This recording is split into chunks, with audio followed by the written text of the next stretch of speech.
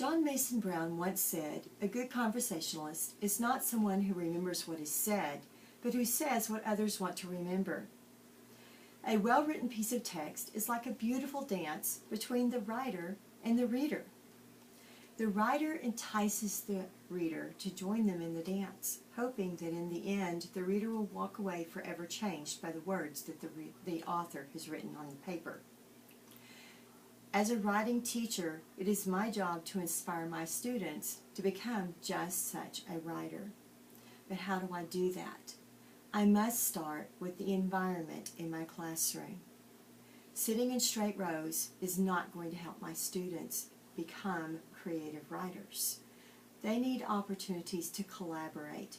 They need to discuss their ideas with their fellow classmates and with me as their teacher. So I need to allow them to sit at tables, or maybe on the floor, or in corner cubbies in my room. I need to give them alternative seating choices, whether it's a hardback chair, or a beanbag, or a bungee chair, or just a pillow on the floor. I also need to vary the lighting in my classroom. Some students need bright light, others need more dim light, or natural lighting. I can also affect the classroom by playing music. Music helps us to use both sides of the brain at the same time. When we vary the styles of music that we play in our classroom, we vary the mood of the writing that our students create. Part of having a great environment for our students is having a well-stocked classroom. That means that we need to have all kinds of fun, creative materials for the students to use when they're writing. It's not fun to always write on a piece of paper, but let's give them some fun writing implements. Let's let them have different styles of paper. Let them have different types of products that they present to us. We also need to have reference materials that they can find information in, thesauruses, dictionaries, but what about books of quotes that they can include in their writing? Quotes are a great place to start. We also want to have a well-stocked library full of mentor texts.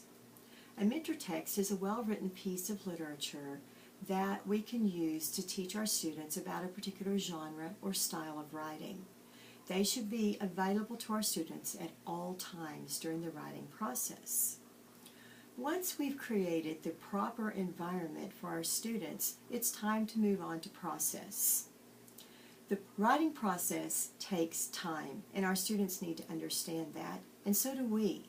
Too many times teachers tend to rush through the process, worried about time limits. But if we will take the time to work through the stages and process of writing, then our students are going to become much more confident, better writers. They're going to be able to choreograph that beautiful dance for us. So we should start off with modeling. We need to model for them by reading one of those mentor texts to them, talking about what we see and what we hear in the text. Then let's write together. We can start off by thinking out loud and then letting our students add their thoughts to our writing, and we come up with a class-written piece.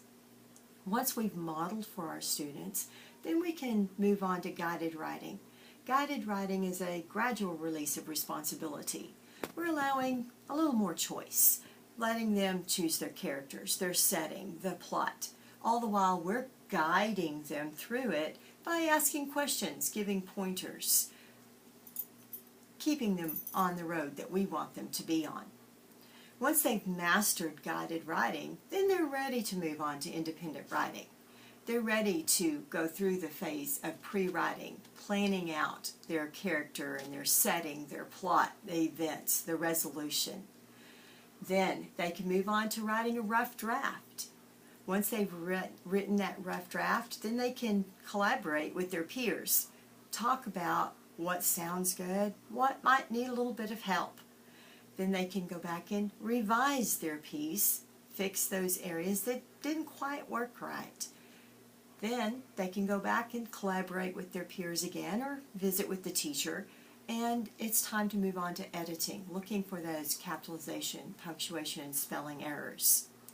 Once the student has worked through that process and they've cleaned everything up and they have a beautiful piece of literature, then it's ready to publish, to present that final piece to the class. As we work through this process, we're building their confidence so that when they leave our classroom, they can enter the world as the choreographer of their own writing.